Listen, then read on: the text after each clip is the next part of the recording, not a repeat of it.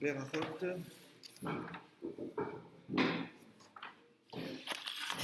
on arrive bientôt au rêve. On n'est plus très loin. Donc c'est nous, on est à Amoud Aleph, 55 folio A. 55A. Et dans le Stenzatz, je vais vous dire où est-ce qu'on va démarrer. On arrive presque au passage sur les rêves. On a fait. Donc c'est la page 242 dans les Stenzatz, tout en bas. Donc 242, quand vous avez en bas un paragraphe bête, vous allez voir c'est écrit bête en gras. La quatrième ligne, Amarabi Yochanan. Donc juste pour rappel, la dernière fois on avait cité Rav Yehuda au nom de Rav, qui disait qu'il y avait trois éléments qui nécessitent la clémence de Dieu, un bon roi, une bonne année et un bon rêve. Donc en fait, on parle des rêves, on est en train progressivement de s'approcher justement du sujet des rêves. Et là, on commence déjà à en parler. Donc on dit qu'il y a trois choses qui nécessitent finalement l'aide de Dieu, en fait, qui ne dépendent pas de nous. C'est une bonne année, prospérité, sans famine, abondante. Un bon roi, donc un bon dirigeant. Alors Rachid dit que ça veut dire qu'il faut demander à Dieu la clémence. En fait, parce que ça dépend que du Saint béni soit-il, et pas de nos possibilités, nos capacités. En fait, c'est des choses qui nous dépassent. Donc il faut demander à Dieu d'avoir un bon dirigeant, une bonne année, et de faire de bons rêves. On verra plus tard pourquoi c'est important les bons rêves. Ouais, mais c'est un roi. C'est un dirigeant. C'est un chef. Et après, ensuite on avait des psukim, donc des versets des Écritures, donc de la Torah, ou plus largement de la. Oui, il y a la Torah aussi, ou alors des hagiographes qui vont à l'appui de ça. Et maintenant, on a Rabbi Yochanan qui va dire également qu'il y a trois choses, et vous allez voir, elles sont similaires. En fait, c'est dire autrement ce qui a été dit par Rabbi Yehuda au nom de Rav, formulé autrement, mais c'est presque la même chose.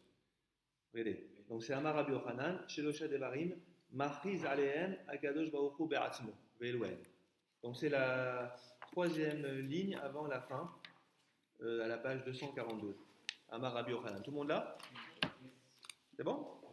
Donc Amar Rabbi Yochanan. Rabbi Yochanan a dit, Shelosha Devarim, il y a trois choses. Machriz Alehem, Akadosh Baruch Hu Be'atzmo. Que Dieu annonce lui-même. Machriz, en fait, la chriz en hébreu, on trouve ça beaucoup dans le traité de la Metsia où il est question des objets perdus.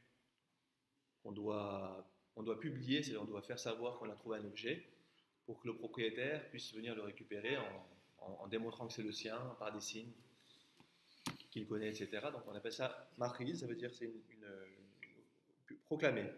D'accord? Donc il existe trois, on va voir lesquelles, trois choses dont on dit que c'est le Saint béni soit-il lui-même qui les proclame. Ve'eluen, vous l'avez? Et les voici, Ve'eluen, Rav, Ve'sova, Urpanas Tov. Donc Rav, c'est, on va dédier les Nishmat, Monsieur Cohen, on va dédier la mémoire de ta sœur. On va dédier le cours à la mémoire de ta sœur. Esther Zetavi. Bat Simcha Cohen Enriquez. Donc c'est quoi ces trois choses? Rahav, la famine. Donc c'est Shana Tova. La bonne année, c'était ça. D'accord, vous avez compris le parallèle? La famine, donc c'est Dieu qui annonce qu'il y aura la famine. Alors, la bonne année ou sans abondance. Voilà, sans famine. De l'eau, qui de la pluie. Donc Rahav, ou alors son contraire, Vesova, l'abondance, la satiété. Ve'achalta ve'savata birkat. Tu mangeras, tu te rassasieras et tu béniras. L'abondance, donc le contraire, ou parnas tov. Ah voilà, le roi. Vous voyez, la sova, la satiété, c'est par rapport à. C'est parce que je vois le parallèle. Donc on voit le. Oui, donc satiété et abondance, c'est par rapport à Shnatova. Et parnas tov, c'est par rapport à un bon roi. Donc en fait, il manque que le rêve. Le rêve, il n'y est pas. Vous avez compris? Mais là, regardez, c'est quoi Parnas Tov? Parnas, c'est un dirigeant, un bon dirigeant. Ah, Parnasse, Ouais, un Parnas, c'est un dirigeant. Ouais, ouais. Vous c'était- avez jamais entendu parler? C'est pas rien à voir avec Parnasse. C'est l'expression des communautés ashkénazes, c'est ce qu'on appelle le Parnas. Parnasse. Ouais. Parnas, c'est un dirigeant de la communauté. Ça s'appelle un Parnas. Oui. Et Ouais, un rapport entre Parnasse. Parnasse et Parnassa Il me semble qu'il y a un rapport avec Parnassa, c'est que souvent c'était celui qui apporte la richesse. qui était aisé. Non, il était lui-même aisé, il donnait beaucoup à la communauté. C'était comme un le philanthrope, Parnassien. un mécène. Parnasse, peut-être que. Montparnasse, ça vient de là. Mais C'est vrai je crois. Il y a un lien. Voilà, par exemple. Donc, c'est des gens qui avaient de bonnes situations financières, donc des bonnes situations, et qui dirigeaient, et d'ailleurs qu'on choisissait aussi parce qu'ils avaient une bonne situation financière. C'était des gens qui avaient de l'argent. Là, c'est en araméen ou c'est en hébreu là Parnasse, c'est de l'hébreu. C'est de l'hébreu. Ouais. Parnasse, c'est de l'hébreu. D'ailleurs, je ne sais pas si des fois il y a des racines latines ou grecques. Mais en l'occurrence, non, il n'y a pas eu de grec là-dedans. C'est sûr. En tout cas, Parnasse, ça désigne un dirigeant, donc ça renvoie à Melertov, au bon roi qu'on a vu avant. Donc là, à nouveau, ça veut dire que c'est Dieu qui décide ce genre de choses. Ok? Voilà. Un dirigeant qualifié qu'on prononce. Ouais. Un bon dirigeant. Ça, donc en fait, c'est dire un peu différemment ce qui a été dit. Donc il n'y a que le bon rêve qui n'apparaît pas ici. Et encore, il y a un peu indirectement un rapport avec le bon rêve, puisqu'il y a les rêves de Pharaon, d'abondance et de famine. Et c'était des rêves prophétiques. Donc c'est comme si Dieu annonçait dans les rêves ce qui allait arriver à l'Égypte et aux pays environnants. Donc même là, on pourrait, si on s'amuse, à essayer de faire un lien avec les rêves interprétés par Yosef. C'est un peu plus lointain. Ça marche? Voilà, on avance. Addictive. Ah oui, alors excuse-moi. Après comme la dernière fois, comme Rav Yehuda au nom de Rav, on va appuyer ces affirmations sur des psukim, sur des versets. Et voilà, dirtiv, ainsi qu'il est écrit. Alors, premier verset, Ki kara Hashem lara. Donc ça, c'est un verset qui se trouve dans les Rois, le livre des Rois 2, chapitre 8, verset 1. Donc, vous voyez, en fait, qu'est-ce qu'on dit ici? Il n'y a pas le rêve, en fait. Donc, il n'y a que les deux. La famine d'abondance, c'est l'année, bonne année, et un bon dirigeant, c'est par rapport au bon roi. Donc, c'est quoi Kikara Hashem Larav? Car Hashem a fait appel à la famine dans les rois. Il me semble que c'est l'histoire avec Achav. Achav, vous savez, il y a une famille qui a duré pendant 3 ans, je crois. 3 ans, ouais, à cause de la méchanceté des rois d'Israël. Il y avait ce fameux roi Achab et Jézabel. C'est le passage du Mont Carmel. Ou après le défi du Mont Carmel, où il y a donc Dieu exauce le vœu d'Élie de faire descendre le feu sur son sacrifice, et pas sur celui des 450 prêtres de Baal, phéniciens. Et après cet épisode, le roi Achab est impressionné par ce miracle, et il se soumet à Dieu, et le prophète Élie lui annonce qu'il va y avoir de la pluie. Alors au début il ne croit pas parce qu'il y a la sécheresse totale depuis 3 ans. Il lui dit, viens, monte avec moi sur un promontoire. Il lui montre le ciel. Il voit un tout petit nuage. Et Élie dit au roi, non, rentre vite chez toi, à cheval fonce, parce que sinon tu vas être dérangé par la pluie sur le chemin. Il prend son cheval et effectivement la pluie tombe à torrent. Donc Dieu à nouveau a redonné la pluie. C'était d'ailleurs Élie qui avait demandé à Dieu d'arrêter la pluie pour punir en fait ces rois méchants. Ah ouais, dans le royaume d'Israël, c'était que des rois méchants. Terrible. Comment? Mais parfois, ils faisaient des chouvas. Il y avait des sursauts de conscience. Bon, en tout cas, je pense que c'est là-bas, quand on dit que Dieu a fait appel à la famine, c'est là-bas, je crois. Je n'ai pas vu la référence, mais je pense. Voilà, donc ça, c'est la preuve scripturaire pour le fait que c'est Dieu qui décide de la Par exemple, recette. la famine qui a précédé la descente en Égypte, elle en fait partie ou pas? Peut-être, je sais pas. Parce que c'était prévu. Oui, qu'il descende probablement en que oui. Égypte. Ouais, Certainement, ah oui. ça fait partie du plan. Ça a amené du le plan. plan, bien sûr. Donc ça, c'est le premier verset. Ensuite, on a un verset sur l'abondance, regardez. Verset suivant. Sova, l'abondance. Donc grave, dirtiv, kikarat. La famine, la preuve, voilà. Passou dans les rois. Sova, l'abondance. Bon, on sait que ça dépend de Dieu. Dirtiv, parce qu'il est écrit. Vekarati, el dagan. Verbeti, auto. Ça veut dire, là aussi, c'est Dieu qui parle. Je ferai appel à. C'est quoi Daran? Les céréales. Dagan, même en hébreu moderne d'ailleurs aujourd'hui. Dagan, c'est les céréales. Je ferai appel aux céréales, Verbeti auto, et je les augmenterai. Ça, c'est un passage qui se trouve dans Ézéchiel, une prophétie du prophète Ézéchiel. C'est intéressant, ça, c'est une prophétie d'Ézéchiel qui se réalise aujourd'hui en Israël. C'est une très magnifique prophétie d'Ézéchiel qui dit que lorsqu'Israël reviendra sur sa terre, le pays redeviendra un verger, alors que c'était un désert. Exactement ce qu'on a vécu depuis 48. C'est très beau ces psukim d'Ézéchiel. C'est des psukim qui annoncent que Israël refleurira, alors que c'était un lieu désertique, désolé. Et le fait que le peuple revienne sur sa terre, ça amène à transformer le désert en jardin. Et c'est un de ces versets. J'appellerai la céréale, je les augmenterai, etc. Voilà. Et troisième preuve sur le bon dirigeant Parnastov, elle est Parnastov, dirtiv. Alors là, c'est carrément dans la Torah. C'est justement, c'est avec l'histoire du Mishkan. Donc c'est dans Exode 31. C'est l'histoire où Moshe va nommer pour construire le Mishkan, les artisans en chef du Mishkan, le fameux Betzalel. Voilà, Betzalel et Aholiav, notamment Betzalel. Et là-bas, il est dit, Vayomer Hashem le Moshe, il est mort, Re'e Karati Beshem Betzalel. Vous voyez, Hashem a parlé à Moïse en disant, voici, moi, j'ai appelé, j'ai proclamé, par nom, Betzalel, qui est l'Institut des Beaux-Arts en Israël, qui a pris ce nom-là, d'ailleurs, ça vient de là. Donc pour dire, voilà, c'est moi qui décide. Et donc le dirigeant, en l'occurrence ici, c'est Betzalel, qui va diriger la construction du temple du désert. Ça veut dire dans l'ombre.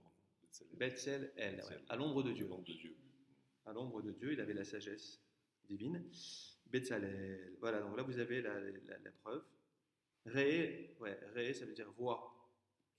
On verra ça plus bas. Réou, enfin là c'est écrit ré, voix. Voix. On va voir que ça veut dire aussi que c'est la démocratie. On va parler de la suite de la démocratie. Dieu, avant de nommer un dirigeant, il demande l'avis du peuple. Si ils sont d'accord ou pas. Toute la suite, c'est sur la démocratie. Ouais, vous allez voir, c'est la suite. Voilà, donc ça se termine ici sur les preuves concernant les trois choses qui dépendent de Dieu. Maintenant, regardez la suite. Justement, maintenant, puisqu'on parle du dirigeant, on va dire qu'il faut qu'il soit démocratiquement élu. C'est très important. C'est intéressant parce qu'on a Sauf les rois. On a tout. Comment? Sauf les rois, par exemple, David. Ouais, c'est vrai, mais en réalité, c'est pas si. Oui, c'est vrai, mais en même temps, il y a quand même une sorte de dirigeant qui s'impose avec l'aval du peuple. Tu vois ce que je veux dire? Si le peuple n'est pas d'accord, c'est pas simple pour le dirigeant de s'affirmer. Il faut qu'il y ait une sorte de vox populi qui s'exprime, qui fait que le dirigeant est agréé ou pas. Il y a quand même ça. En dépit du fait qu'effectivement les rois sont choisis par Dieu, par le prophète, mais il y a quand même, par exemple, quand on voit Saül, par exemple, Shaoul, le premier roi d'Israël, on voit qu'il était aimé de tous. Idem, David, enfin j'arrête. Donc en vérité, il y a quand même une volonté du peuple de choisir telle personne et pas une autre. Et puis d'ailleurs, parfois aussi, il y a des réticences, donc c'est pas simple. Donc là, on est en train de dire que pour que le Parnastov, le bon dirigeant, eh ben, il faut qu'il soit désigné. Il faut qu'on consulte la communauté. Non, là, c'est avant même. Là, c'est pour Parnastov. On ne parle pas maintenant des rois. Hein. Regarde, c'est sûr. C'est les dirigeants. Regarde, ouais, voilà, exactement. Regarde ce qu'il écrit. C'est Rabbi Yitzhak. Amar Rabbi Yitzhak, vous l'avez? Ouais. Amar Rabbi Yitzhak. En Mahamidin, Parnas. Donc on change de sujet, mais pas vraiment, parce que puisqu'on a parlé du bon dirigeant, on en profite pour parler de la manière dont il doit être choisi. Regardez, En Mahamidin, Parnas à la Tzibour. Mahamidin, c'est se faire tenir debout. En fait, c'est une expression qui veut dire on ne nomme un Parnas, un dirigeant à la Tzibour pour la communauté. Imla et la Imken, seulement, vous voyez, En et là. C'est une restriction. On ne nomme un dirigeant sur la communauté, et la Imken, Nirmlachim bat Tzibour. Que si on a consulté auparavant la communauté. Chez Nehemar, ainsi qu'il est. Et d'où on apprend ça? De la manière dont Dieu a nommé Betzalel. Ouais. Vous allez voir qu'il a demandé l'avis de Moïse et Moshe du peuple. Et c'est seulement après cette double consultation qu'il a été nommé. Regardez. Ce n'est pas ainsi qu'il est dit. Réou, donc là c'est Moïse qui s'adresse au pluriel. Hein, qui est Ré, c'est Dieu à Moshe au singulier. Ré, voix. Réou, c'est voyez. Réou, voyez. Kikara, Hachem, Bechem, Betzalel. Voyez que Hachem a proclamé par nom Betzalel. Vous avez le passage? Oui. En fait, quand vous dites Ré ou Réou, vois, ça veut dire examine, analyse. Est-ce que tu es d'accord avec ma décision? Est-ce que tu es d'accord sur mon choix? A posteriori. Parce que pourquoi dire Ré? Dieu aurait dû dire non, j'ai nommé cette personne, point barre, c'est moi qui décide. Pourquoi j'ai besoin de dire va voir? Vois cette personne. C'est sous-entendu, vois si mon choix est correct. Je te laisse, je te consulte. D'accord? Mais ça remet pas en cause un peu le choix. Si, ça va, vous allez voir, c'est la suite. Vous allez voir la suite. Pour apprécier. C'est très important qu'il y ait un aval du peuple. On va le voir maintenant, regardez. À Marlo, donc là, on imagine un dialogue entre Dieu et Moïse à travers cette phrase. Regardez. À Marlo, Akadosh Baruch Hu, les Moshe. Le Saint béni soit-il a dit à Moïse, Moïse, Agoun Alecha Betzalel, est-ce que Betzalel te semble convenable? Agoun, c'est quelqu'un de digne du poste. Donc il lui a dit, regarde, est-ce que tu penses que Betzalel est digne de cette fonction? Qu'est-ce qu'il va répondre d'après Moshe? Il va dire, bah, si pour toi il est, ouais. C'est pour toi, il est Oui, mais malgré ça, regardez, Amarlo, qui lui a répondu, Ribono Shalolam, maître du monde, Im lefanecha agun, si devant toi il est digne de la fonction, lefanai, devant moi, lokol sheken, à plus forte raison, n'est-ce pas, à plus forte raison? Évidemment. Regardez, c'est pas terminé. Amarlo, Dieu lui a répondu, Afapiken, malgré cela, l'air est mort lahem. Malgré ça, va et dis-leur au peuple. Ça veut dire non seulement j'ai besoin de ton avis, mais maintenant je veux que toi, Moshe, qui est dirigeant du peuple, tu ailles demander l'avis du peuple par rapport au choix de Betzalel. Ça, c'est où ces passages-là? Non, tout ça, c'est une agada. Une C'est-à-dire agada. c'est un développement où le Talmud imagine un dialogue à partir d'un mot en fait. Réou, ré, voix, voyez. C'est à partir de ce mot, on imagine, parce que non seulement le mot, mais d'abord on voit que Dieu dit à Moïse qu'il faut Betzalel, et après Moïse va voir le peuple. Donc il y a une double consultation. Et le Talmud imagine cette double consultation en imaginant, en représentant un dialogue entre Dieu et Moshe, Rabbeinu, et entre Moshe et le peuple. Avec un retour d'ailleurs David, c'est la suite, c'est Nagada. Regardez la suite. Donc ensuite, Yamor Lehem, donc dis-leur, Allah, Moshe est parti, il a été, Vamar Lehem Israël, il leur a dit aux Juifs, aux Israélites, Agoun Alechem Betzalel, est-ce que Betzalel vous semble digne de cette fonction? Amroulo, ils lui ont dit, ils ont répondu les Juifs, les Hébreux, Im Lefanai, si devant moi, non, excusez-moi, Im Lifnei Akadosh Baruch Hu, si devant le Saint béni soit-il, ou Lefanecha, et devant toi Moshe, ou Agoun, il est digne, Lefanenu, Lochol Sheken, devant nous, n'est-ce pas encore plus, à plus forte raison. Voilà. Alors c'est un peu long tout ça, mais c'est intéressant, ça veut dire qu'on a finalement besoin d'avoir une consultation, un aval, pour désigner un dirigeant. Ça voudrait dire en fait qu'avant que Bessel soit nommé, Dieu a demandé l'avis de Moïse et celui du peuple. Donc c'est quelque part, c'est indépendant la démocratie. Mais la première fois qu'il parle de Betzalel, il dit j'ai mis ma connaissance dans cette personne. Il n'y a plus qu'une discussion. On va parler maintenant de la connaissance de Betzalel. C'est la suite. Non mais malgré ça, on va voir maintenant la connaissance. Il n'a pas fait la même chose pour Yoshua. Est-ce que Yoshua... Bah si, parce que Moïse a quand même demandé à Dieu de choisir un dirigeant. Là-bas, les mots qu'il emploie sont très précis, qui conviennent à tous les esprits des Israélites. Ils sont capables de parler aux Hébreux dans leur pluralité. Donc là aussi, en vérité, il fallait trouver quelqu'un qui soit, que ça match avec tout le monde, quoi. Ce n'est pas évident. Donc quelque part, oui, il y avait aussi ça. Dans les critères que Moïse dit pour trouver un berger après son départ, trouve quelqu'un qui soit capable de parler à tout le monde. Donc, tu vois. C'est quand fait un épisode où Moshe a inversé l'interprétation d'Hachem. Il a su que c'était bien lui Betzalel, Betzalel. c'est maintenant, c'est la suite. Ah, d'accord. Parce que Dieu lui dit de construire d'abord les objets du temple Et après et après le temple. Alors la question c'est, d'abord on construit une maison, et après on met les objets dedans. C'est comme si vous achetez vos meubles chez Ikea, vous n'avez pas de maison. Après vous louez ou vous achetez une maison. Non, d'abord je fais la maison, après j'achète les meubles. Or Dieu a dit à Moïse d'abord de faire les objets du Mishkan, et après de construire. C'est la suite. On va voir. Il a des objets, donc il aurait des objets. On dit non, d'abord je fais l'enceinte, le bâtiment, et après je m'occupe de l'intérieur, la décoration intérieure. Regardez, c'est la suite maintenant. Donc maintenant, une fois qu'on a parlé de Betzalel, on va parler de Betzalel. Regardez.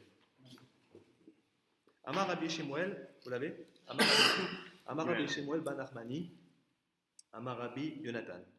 Donc Rabbi Shemuel, fils de Nachmani, a dit au nom de Rabbi Yonatan, Betzalel, Al-Shem, Chormato, Nikra. Ah, Betzalel, en fait, vous voyez, c'est ce que je disais tout à l'heure, Edgar, le nom de Betzalel, à l'ombre de Dieu, il a été nommé ainsi en raison de sa sagesse. C'est ce qu'il dit dans le texte. Il dit, j'ai placé avant lui cette sagesse. Donc là, la Torah, la Gemara, je veux dire, est en train de dire, le maître de la Gemara qui parle, au nom d'un autre, est en train de dire que la raison pour laquelle il s'appelle Betzalel, c'est pour justement signifier qu'il a été nommé, que dans son nom, finalement, on trouve la raison pour laquelle il a été nommé. Betzalel, à l'ombre de Dieu. Ça veut dire qu'il avait la sagesse divine en lui. Vous voyez, Hashem Chormato Nikra. Il a été appelé par sa sagesse. C'est-à-dire son nom, en fait, renvoie à sa sagesse. Et Chormalev, c'est justement l'artisan. On va en parler aussi, ça. Oui. C'est la suite. Béchar, regardez, maintenant on explique. Béchara Shamarlo Akadouro les Moshe.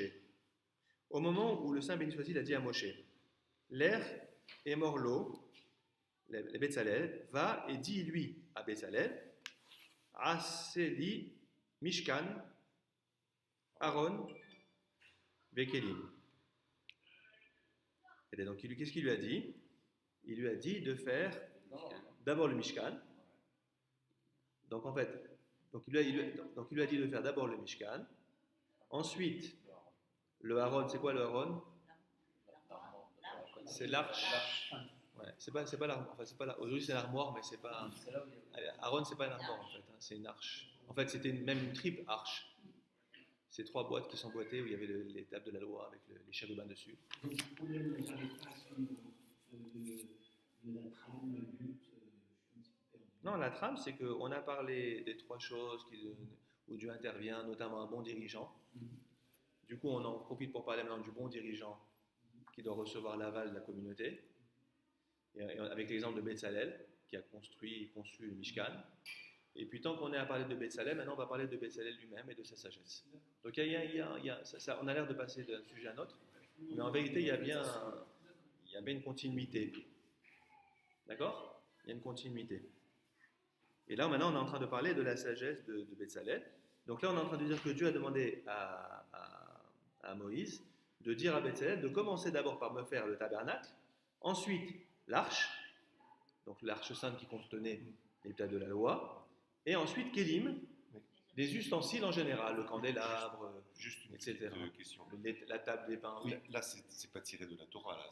Ce passage n'est pas tiré de la Torah. Parce qu'il me semble que dans la Torah, Ouais. c'est Moshe et non pas Dieu qui dit ça dans cet ordre-là. Parce que là, on dit que c'est Dieu qui demande à Moshe de le dire. Alors qu'il me semble dans la Torah, c'est Moshe qui le dit et Voilà, c'est qui le non, corrige. justement, c'est la suite. Tu as raison. Là, on est en train de dire, ce qui n'est pas écrit dans la Torah, Voilà. que Dieu aurait dit à Moïse de faire les choses en ordre. Ce n'est pas le cas. C'est Moshe Bravo. qui dit comme ça. Maintenant, on va voir que Moshe Rabbeinu, il a dit à Betzalel quelque chose dans l'ordre inverse de ce que Dieu lui a dit. Voilà. C'est-à-dire, Moshe aurait dû dire à Betzalel, Dieu te demande de faire le Mishkan et les objets. Il va savoir que Moshe va lui dire, fais les objets après le Mishkan. Mais en vérité, c'est-à-dire qu'il va tester Betzalel. Voilà. C'est là, il va le corriger. Il va dire que c'est un test. Et c'est la suite. Donc Dieu lui a dit le bon ordre en fait. Oui, c'est ça. Alors Moshe est parti vers Afar et il a inversé. Afar littéralement c'est renversé. C'est comme dans la Megillat Esther. Ben Afar où Aman il voulait tuer les Juifs, c'est lui qui a été tué. Tout a été renversé. Vers Marlo et il lui a dit, qu'est-ce qu'il a dit à Moshe à Betzalel? Il lui a dit, assez Aaron, Vekelim ou Mishkan. Commence par faire d'abord l'arche sainte, ensuite les Kélim, les autres objets du temple, ou Mishkan et le tabernacle, le temple portatif du désert. C'est bon jusque-là?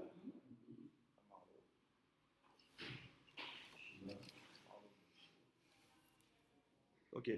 Amarlo Moshe. Donc c'est Amarlo. C'est qui parle? C'est Bessalel. Hein?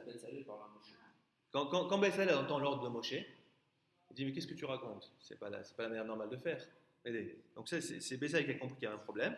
Amarlo, il lui a dit 2 points. Hein, c'est pas Amarlo Moshe Rabbeinu. Amarlo, il lui a dit Bessalel. Quand il a entendu l'ordre de Moshe, fais d'abord les objets après le Mishkan. Il a réagi. Il lui a dit Moshe Rabbeinu, Moshe notre maître, respectueusement. Minago shel olam, la conduite du monde, c'est-à-dire les choses normales. L'ordre naturel, c'est quoi? Adam, boné baït, un homme construit une maison, ve'acharkar, et seulement après, machnis le toro kelim, il y introduit, il y fait entrer à l'intérieur, kelim, les objets, les meubles, etc. Ve'ata omer, et toi Moïse, tu me dis, Aseli, fais pour moi, Aaron, d'abord les objets, l'arche, mais kelim, et les objets, les ustensiles, ou mishkan. Kelim shani ose, lechan achnisem, les objets que je vais faire, lechan où, il faut, où achnisem vais-je le faire rentrer? C'est dans le désert, ça n'a pas de sens. D'accord? Donc on voit, il a compris le piège entre guillemets de Moshe, le test. D'accord? Maintenant, il y a la suite. D'ailleurs, après, Shema Kachamar Lecha Akadosh Bohu. Alors maintenant, qu'est-ce qu'il a? Donc, il lui a montré qu'il avait compris. Donc maintenant, Bézal, il dit à Moshe, peut-être que c'est pas ça que tu as dit, que Dieu t'a dit de me dire.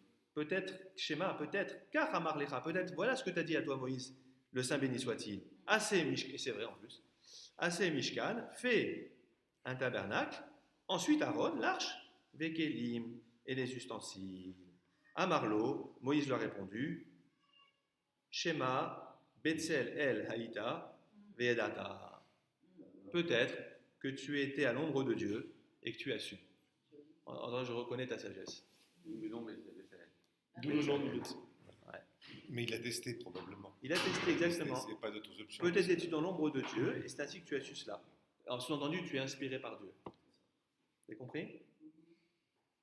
Mais en même temps, il a pris un risque en faisant ça, parce que ça voudrait dire que toute parole rapportée par Moshe peut ne pas être exacte par rapport à ce qui est dit. Ça ne peut être qu'un test. Il ne peut que l'avoir testé. Ouais. Ça. Oui, parce que c'est pas logique. Donc, il semblerait qu'il voulait vérifier si Bézalel a lui-même retrouvé l'ordre prévu par Dieu. Et donc ça prouve qu'il a l'esprit divin. Il est rare. Il a l'esprit divin. Ouais. Ok, ça marche? Mais l'ombre de Dieu, c'est pas la lumière de Dieu. Non. Même chose. Betzel, l'ombre. Après, pour voir. Ok? Mais bon, dans le sens proche. Pas dans le sens. Mais c'est intense. Ouais. Ah, maintenant, regardez la suite. Amar Rav Yehuda, Amar Rav. Vous l'avez là? Rav Yehuda a dit au nom de Rav. Maintenant, on va parler de la sagesse créatrice de Betzalel. Rav Yehuda a dit au nom de Rav. Yodea aya Betzalel. Je vous voir ce que dit Rashi. C'est ça. Parce que dans la Torah, c'est écrit Et Oel Moed d'abord. Oel Moed, c'est le Mishkan, la tente d'assignation. Ensuite, Ve'et Aaron, la Elut. Et ensuite, l'arche pour le témoignage. Et dessus, d'accord. Et donc, Moshe aurait inversé. Il y a d'abord l'arche, les ustensiles. Donc, les ustensiles, par exemple, Rashi donne comme exemple Shulchan, la table où il y avait les pains, ou le menorah, le chandelier à 7 branches. Et après, le Mishkan. D'accord. Maintenant, regardez la suite. Rav Yehuda de Rav, Yodea ya Betzalel, les tsaref otiot, shenivre ou baen, shamaim varetz. Betzalel savait combiner, associer les lettres par lesquelles les cieux et la terre ont été créés.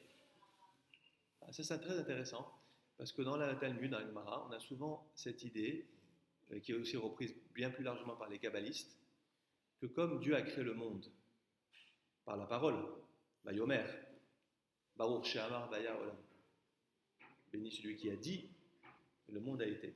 Donc l'hébreu est une langue créatrice. Donc si quelqu'un est capable, et vous savez qu'il y a eu, je pense que je travaillais ça il y a quelques jours, il y a eu une époque où il y avait ce qu'on appelait la Kabbale pratique. Vous savez ce que c'est? La Kabbale maracite. Vous avez deux types de Kabbale, de mystique. Il y a la mystique juive spéculative, la réflexion, les textes, qu'aujourd'hui on pratique, qu'on peut étudier le Zohar, etc. Mais il y a eu une époque où les gens, encore un peu aujourd'hui, certains rabbins, avec des amulets, etc., ce qu'on appelle une Kabbale pratique. C'est-à-dire qu'ils utilisent notamment la combinaison des noms, des lettres, des noms divins, etc., pour réaliser c'est ce qu'on pourrait appeler de la magie blanche. Pas noire, hein, parce qu'on ne fait pas de sorcellerie, etc., mais c'est toujours dans un sens positif, une sorte de magie blanche. Et dans le Gemara, on raconte par exemple, ça va vous étonner, c'est incroyable, dans Sanhedrin, je vous donne la référence si vous le souhaitez, on avait des rabbins qui étaient capables, des Amoraïm, qui étaient capables d'utiliser cette magie-là pour créer des êtres, par exemple. Et on raconte qu'il y avait deux rabbins, deux Amoraïm, qui le Shabbat, voulaient manger du veau. Ils ont créé un veau. Créé, pas né d'une vache, créé. Un autre a créé une sorte de golem, bien avant le Maral de Prague, hein, tout ça. Hein. Bien avant, dans la Gemara. Il y en a qui a créé un golem, c'est une forme d'apparence humaine, donc un être humain, comme un être humain. Et là-bas, on raconte qu'il y avait un collègue à lui qui a été horrifié de ce qu'il a fait. Il a prononcé une formule et ce golem est retourné à la poussière. Ça reste quand même. Il est ressuscité parfois aussi. Ça reste quand même compliqué, hein, parce que seul Dieu peut créer. Ouais, non. En l'occurrence, ils avaient, comme Dieu créé par la parole, ils avaient cette connaissance du langage de Dieu, c'est incroyable. Non mais c'est intéressant, ça ouvre tout un champ de... Mais après, très rapidement, il y a eu dans Rabbi Daï Chassid, par exemple, il était il critiquait énormément ceux qui pratiquaient la Kabbale pratique, justement. C'était très dangereux, en fait, d'utiliser ce genre de technique. C'est comme la magie, en fait, mais comment par combinaison des lettres, soit de Dieu, des noms de Dieu, soit d'anges. Des noms d'anges. En tout cas, c'est quelque chose qui a existé, il faut savoir. Même les exorcismes, il y a dans le judaïsme. Le dibouk. Oui. Bien sûr. Il y a même eu une Le exposition. dibouk, c'est cette âme qui vous possède. Donc il y a tout un banc comme ça qu'on n'en parle pas en général. Hein, mais là, on y touche un petit peu. Ça veut dire qu'on est en train de dire qu'il y a un pouvoir créateur dans les lettres. Et donc certains utilisaient ce pouvoir créateur pour réaliser des choses concrètement. On peut coller l'histoire de Bilal aussi, qui savait qu'elle se montrer. Par rapport à Dieu. Ouais. J'ai vu un kabbaliste là, C'est un grand sujet. il n'y a pas longtemps, il est venu à Aleph là. Et bon, Des amulettes comment? Avec des amulettes.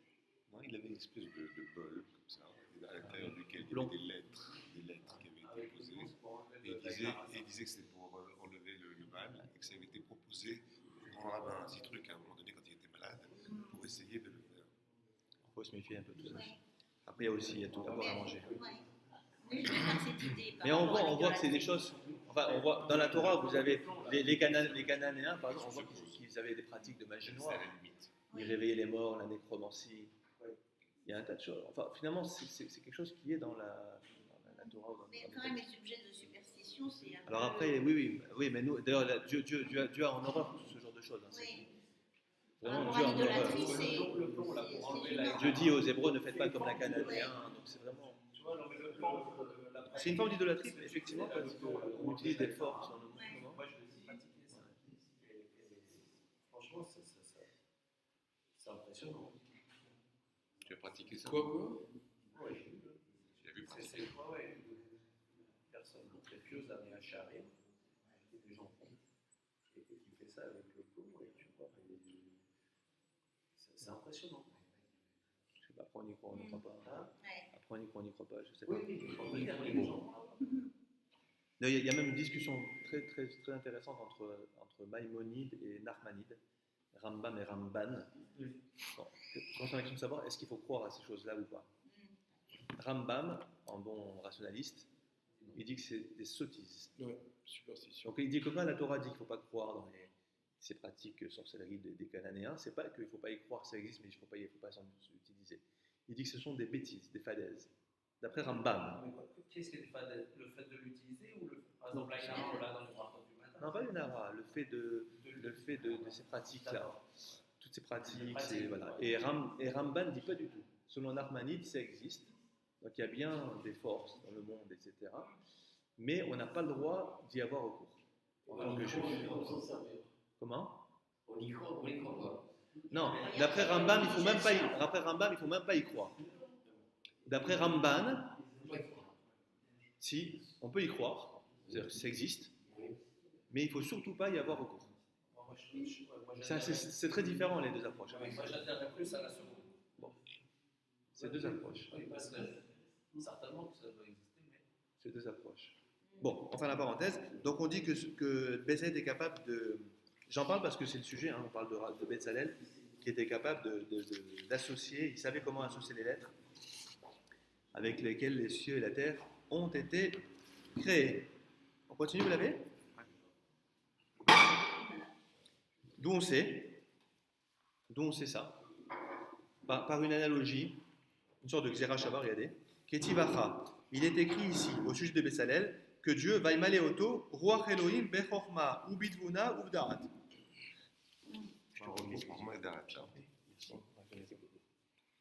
Donc Dieu l'a rempli. Dieu a rempli Bézalel. Auto, c'est Bézalel. Dieu l'a rempli. Vous voyez, Dieu l'a rempli de quoi? Non, va y auto, Ruach Elohim. Donc ça veut dire que Dieu l'a rempli avec l'esprit de Dieu, Bechorma, avec la sagesse, ou Bidvuna, avec de l'intelligence, Tevuna, Bina, la compréhension, Uvda'at, et avec du savoir. Bon, après, la question c'est quelle différence? C'est les trois séphirotes de. Donc il a rempli de tout ça, de ces trois niveaux d'intellection. Chorma, Tevuna, Uvda'at. Donc vous voyez, vous allez voir quel rapport avec les lettres de la création, c'est la suite. Urtivatam, et il est écrit là-bas dans. C'est un verset qui se trouve dans les Proverbes, Michelet. Il est écrit là-bas. Vous l'avez? Oui. Adonai Bechorma Yasad Aretz Konen Shamaim Biduna. Hachem a fondé la terre avec sagesse. Voilà. Hachem a fondé la terre avec quoi? Avec sagesse. Il a établi les cieux avec Tevuna. Ah, on a les mêmes termes qui sont employés pour Bézalel. Ces mêmes intelligences sont utilisées pour Dieu quand il a créé la terre d'après le proverbe du roi Salomon. Vous voyez, Dieu a fondé la terre avec sagesse, Chorma, et il a établi les cieux avec compréhension. Il manque Bina. Il manque Da'at. Mais c'est pas fini.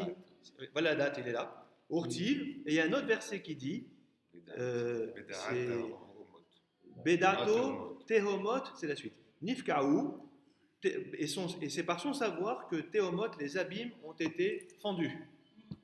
Donc à nouveau, voyez, on voit que Bézalel a les mêmes attributs que Dieu a utilisés dans la création du monde. C'est les mêmes mots, vous avez vu, c'est incroyable. Hein, c'est ce qui permet au Omed Gamara de dire qu'il avait cette sagesse divine. Voilà. Amar Rabbi Yochanan, vous y êtes? Amar Rabbi Yochanan, Rabbi Yochanan a dit En akadosh baruch hu noten chorma ela lemi sheyesh bo chorma. Dieu nous donne de la sagesse qu'à une personne qui est déjà dotée de sagesse. Alors vous allez dire, mais s'il a déjà, qu'est-ce qu'il lui donne? Non, il lui donne plus. Mais il faut qu'il y ait déjà une base, un terreau. Vous avez compris? Donc Dieu ne donne de la sagesse qu'à quelqu'un qui en est déjà doté. Est-ce que c'est pas le don? On voit nos enfants, on voit certaines personnes, ils ont un don particulier. Ouais. Alors est-ce que c'est pas là-dessus que Dieu appuie encore plus? Exactement, tout à fait. Une prédisposition Voilà. qu'après il faut développer, cultiver. Exactement. Chez Neymar, ainsi qu'il est dit, alors d'où on sait ça? D'un verset qui se trouve dans. C'est en araméen, c'est le prophète le plus compliqué à lire, pratiquement. Daniel. Parce que pratiquement tout Daniel est écrit en araméen. Compliqué, hein. Vous avez déjà lu Daniel? Regardez dans l'original. Donc, le prophète Daniel, enfin c'est le prophète, mais il n'est pas dans le livre des prophètes, hein. Il est dans les Ketubim. Les géographes, c'est plus tardif, l'écriture. Donc regardez qu'est-ce qu'il dit dans Daniel? Que Dieu, Yaev Chormeta le Hakimin. Dieu y donne la sagesse aux sages. Yaev en arabien, Yaev c'est le noten, c'est donné. Chormeta, là vous avez le même mot pratiquement, Chorma. Les hakimin, c'est chachamim en hébreu. Dieu donne la sagesse aux sages, ou mandéa, et le savoir, mandéa, da'at, les yad'e, bina, à ceux qui, littéralement, qui connaissent, qui savent la compréhension. Voilà ce qui est écrit dans Daniel. Alors c'est intéressant, dans les commentateurs, on dit, mais je ne comprends pas, si Dieu donne la sagesse aux sages, comment elle est sage à l'origine?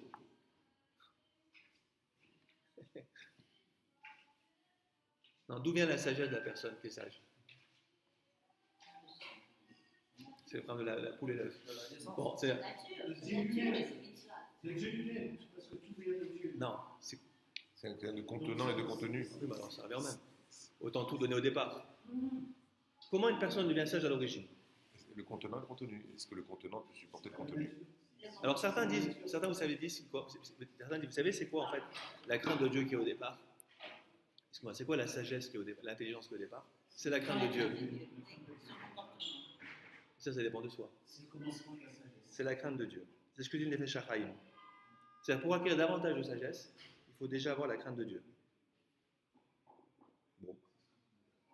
Parce qu'on dit que tout est trop loin du ciel, sauf la crainte du ciel. Donc il est Donc sage. ça, c'est ce qui dépend de toi. Et après, Dieu, il... C'est déjà, c'est pas forcément l'intelligence. C'est.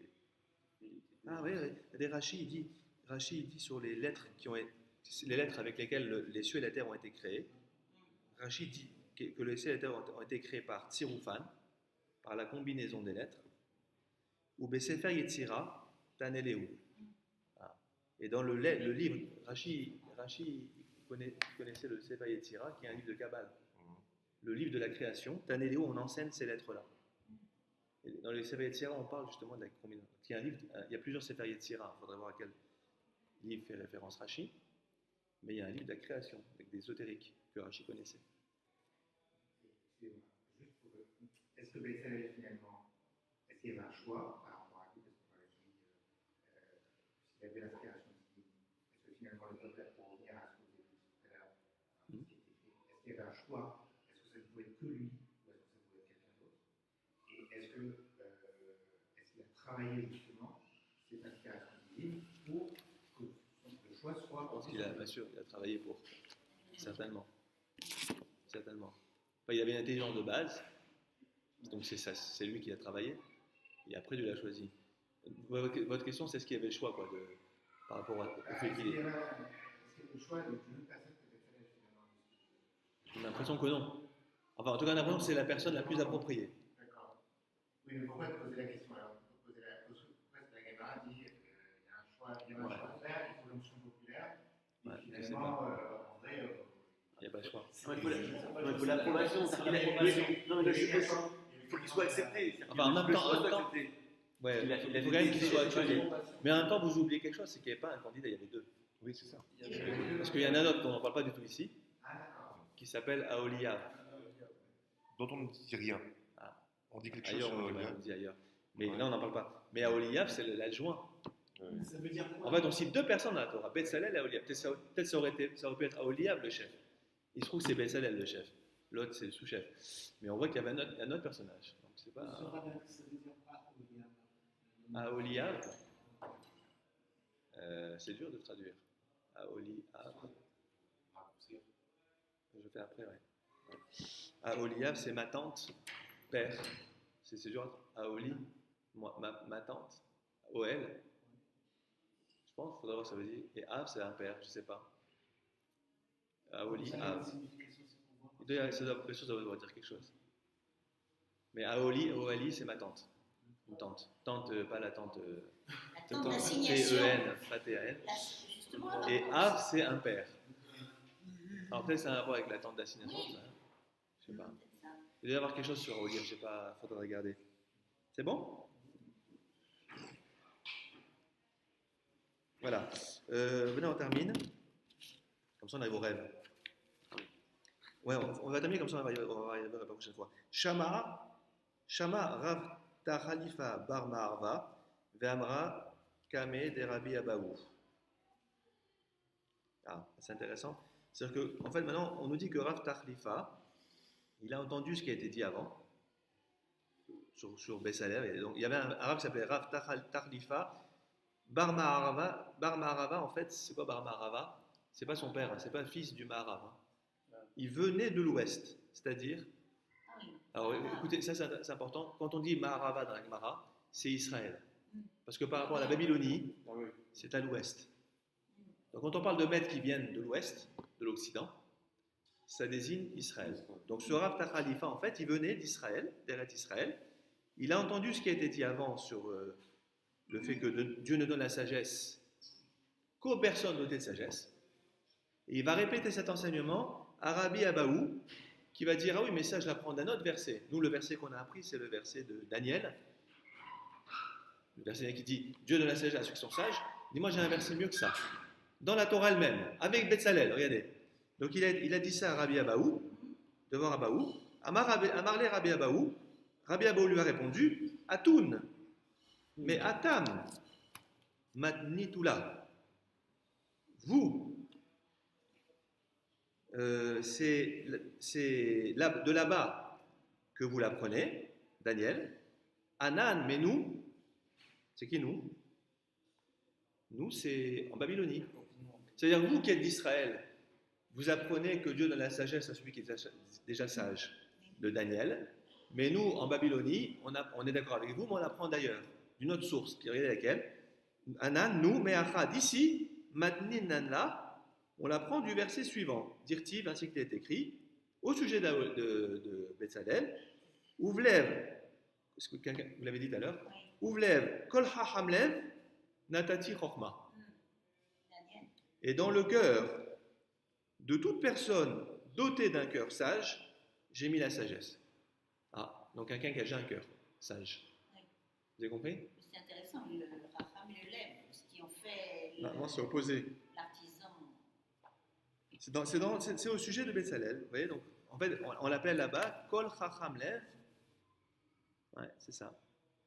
C'est marrant. Ce qui est fort, c'est le mélange du cœur et de l'intelligence pour un artisan, c'est-à-dire le faire avec cœur et passion. Oui, il y a beaucoup de commentaires là-dessus. Pourquoi on dit Chacham Lev? Parce qu'en plus, c'est opposé. Chacham, c'est la sagesse. Et le cœur, en général, c'est les passions. Oui. Donc, ça a l'air opposé. Mais en tout cas, ce qui est sûr, c'est que Dieu dit: j'ai mis la sagesse dans le cœur de Kol Chacham Lev. Donc, quelqu'un qui est déjà sage. Donc, ce qui est important pour nous, c'est le fait qu'il est déjà Chacham. Vous avez compris? Et c'est encore mieux qu'aller chercher de Daniel. C'est loin, ça. Autant prendre dans la Torah et même dans les versets qui parlent du Mishkan et du choix des personnes pour le Mishkan. Donc en disant Kol Hacham Lev, il n'y avait pas que, pour répondre à la question, il n'y avait pas que Betzalel. Kol Hacham Lev Alors en pouvait vérité, avoir ça. il n'y avait pas que Betzalel. Il n'y avait pas que Betzalel. Parce qu'ils étaient beaucoup à C'est Kol participer. Hacham Lev. Bien sûr. Oui, oui.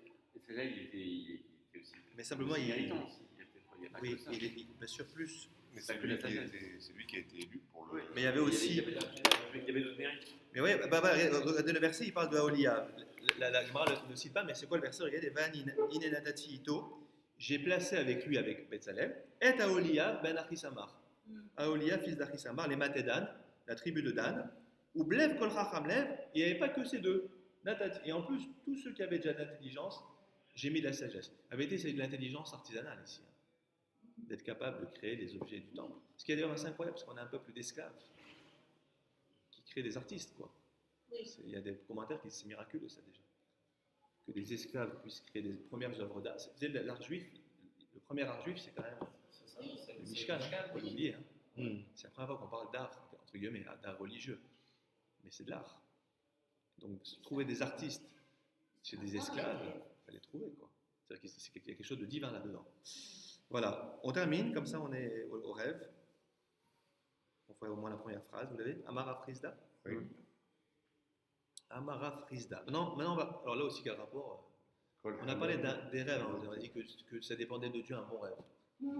Alors maintenant, on a parlé du bon dirigeant, on a développé. Maintenant, on va développer le rêve. Et alors là pour le coup, beaucoup plus longtemps. Alors là, accrochez-vous parce qu'on a pas mal de temps devant nous. Parce qu'on va non seulement parler au début de manière générale des rêves, et après, ça vous intéresse, c'est ça? On va donner des exemples précis. Si vous rêvez ça, voilà ce que ça annonce. Mais des listes à l'après-vert, hein, vous allez voir. C'est impressionnant. On essaiera de. Comment?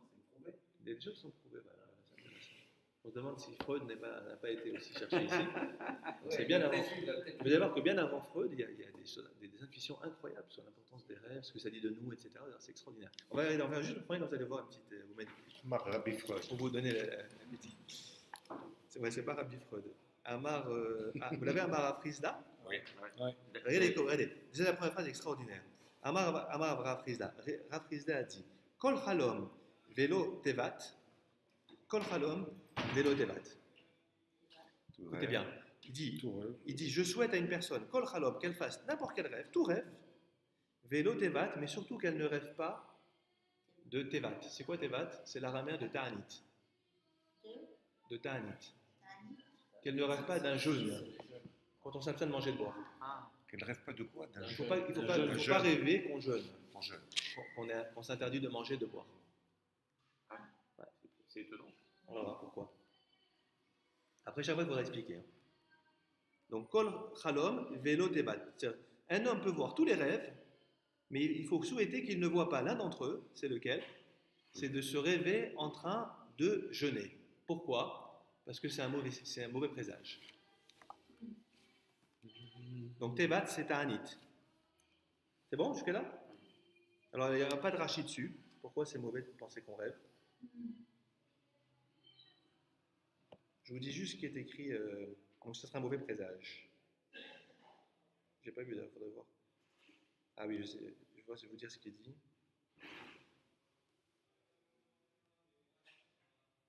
Ah, j'ai compris. Non, il y a deux manières de comprendre. Écoutez bien. Soit vous dites, fais n'importe quel rêve, sauf un rêve où tu jeûnes. Deuxième explication. C'est subtil. Si quelqu'un fait un rêve de mauvais augure au moment où elle jeûne, c'est pas grave. Je t'explique. Si vous jeûnez, si vous mangez normalement, vous faites un rêve avec un mauvais présage, c'est pas bon. Mais si vous faites un rêve avec un mauvais présage alors que vous êtes en train de jeûner, n'en tenez pas compte. Voilà. C'est l'explication du Harour qui dit qu'en fait, quand quelqu'un est en train de jeûner, donc il est dans une sorte de détresse psychologique, ben quelque part il fait des rêves de mauvais augure. C'est par rapport au fait qu'il jeûne, qu'il n'est pas à l'aise. Il y a un mal-être. Donc on dit Kol Chalom Velo Tevat, ça veut dire qu'en réalité, chaque rêve a une signification, sauf le rêve que vous faites quand vous jeûnez. Ah, c'est autre chose. Ouais. C'est-à-dire que si vous faites un rêve de mauvais augure, quand vous êtes en train de jeûner, ben vous dites, mais le rêve a une signification. Là, non. Alors qu'en général, il en a une. Vous avez compris ou pas? Ça n'a rien à voir avec la première lecture. La première lecture, rien à voir. La première lecture, c'est ce que je vous ai donné, que si on rêve qu'on est en train de jeûner, c'est un mauvais signe. Ça, c'est l'explication simple. Sauf si on jeûne vraiment. Non, c'est la deuxième, ça. Oui, c'est ça, c'est ce que je veux dire. Ouais. Non, c'est où? Vous me suivez ou pas? Oui. Première explication, c'est pas bon de rêver qu'on jeûne. Deuxième explication, c'est que chaque rêve a une signification, sauf le rêve que je fais quand je jeûne. Sous-entendu, même si je fais un rêve qui est un mauvais rêve, pas que je jeûne, il m'arrive à jouer un accident, quelque chose de négatif, si j'étais en train de jeûner quand j'ai fait ce rêve, n'y prête pas attention. Vous avez compris la différence entre les deux? C'est qu'une personne qui fait un rêve de mauvais augure quand elle jeûne, eh ben elle va dire que le mauvais rêve, il vient de la privation de nourriture. Donc il n'annonce rien en fait. Vous comprenez? On verra d'ailleurs plus tard dans la Gemara qu'il y a des rêves, que beaucoup de rêves n'ont pas d'importance parce qu'ils sont le résultat de vos pensées de la journée. Oui. Pas des Ça peut réminiscences. être le cas de la fièvre aussi. On verra plus tard. Ça. Ouais, ou de la fièvre, voilà, exactement. Ok? Bon, donc c'est deux manières d'interpréter. Par contre, je n'ai pas vu pourquoi, il faudrait voir dans les commentaires, je vous dirai la prochaine fois, parce qu'on n'explique pas pourquoi est-ce que le fait de rêver que je jeûne, c'est négatif, ça peut faire. Peut-être ça veut dire que je dois me racheter quelque chose. Parce que les jeûnes, ça sert à quoi? Un des buts, c'est l'expiation, de se faire pardonner. Donc, c'est-à-dire que tu as quelque chose à faire pardonner. Donc, c'est le mauvais présage. Donc il vient entier en culpabilité. Ouais. Et la suite, c'est Bamar Rafrizda, je termine avec cette phrase. Et Rafrizda dit également Ça aussi, c'est un très beau passage. Ça, c'est très freudien, vous allez voir. Chelma, Dela mi pachar, ki garta Dela mi karia. Ça, vous pouvez l'écrire en souligné. Un chalom, chelma, vous voyez, chalma en araméen, chalom, un rêve. Dela mi pachar, qui n'a pas été interprété. Ki garta igeret. C'est comme une lettre. Dela mi karia, qui n'a pas été lue. Tout rêve qui n'a pas été interprété est comme une lettre qui n'a pas été lue. En d'autres termes, dans un rêve, il y a un message, et si vous n'y prêtez pas attention, vous passez à côté d'un courrier, peut-être important, qui n'a pas été lu. Donc ça voudrait dire en fait que... Alors non, vous allez voir, il y a aussi là aussi, il y a plusieurs manières de comprendre. Vous savez ce que dit Rashi? Rashi dit qu'un rêve est neutre. Écoutez bien, même si votre rêve est mauvais, ou il est bon, en vérité, il est neutre. Qu'est-ce qui va lui donner sa concrétisation mauvaise ou négative, ou bonne? C'est l'interprétation que vous donnerez. Rachid dit, il est l'otov et l'ora. Qu'est-ce qu'il dit? Chez Kola, on va voir dans la suite, c'est la suite, que tous les rêves suivent leur interprétation. Donc c'est la bouche qui donne la réalisation au rêve. C'est incroyable ça. Donc il y a deux manières de comprendre. Première manière, quand vous rêvez, il y a un message, vous n'interprétez pas le rêve, vous passez à côté du message. Deuxième interprétation, le rêve en soi n'est dit bon ni mauvais. C'est l'interprétation que j'en donne. Regardez avec Yosef d'ailleurs. Les deux officiers du roi, ils ont fait chacun un rêve qui était presque le même. Mais Yosef a interprété l'un, dans 3 jours tu sors, tu retrouves tes fonctions. L'autre, dans 3 jours tu sors, tu es pendu. Ça s'est passé comme ça. Donc ça a suivi l'interprétation des rêves qu'a donné Joseph. On verra dans la suite. On va beaucoup parler de Joseph évidemment dans les rêves. Dans la suite. Ça marche? On reviendra là-dessus. Ça va vous plaire, ça. Ah ouais? Je suis un gars intéressé.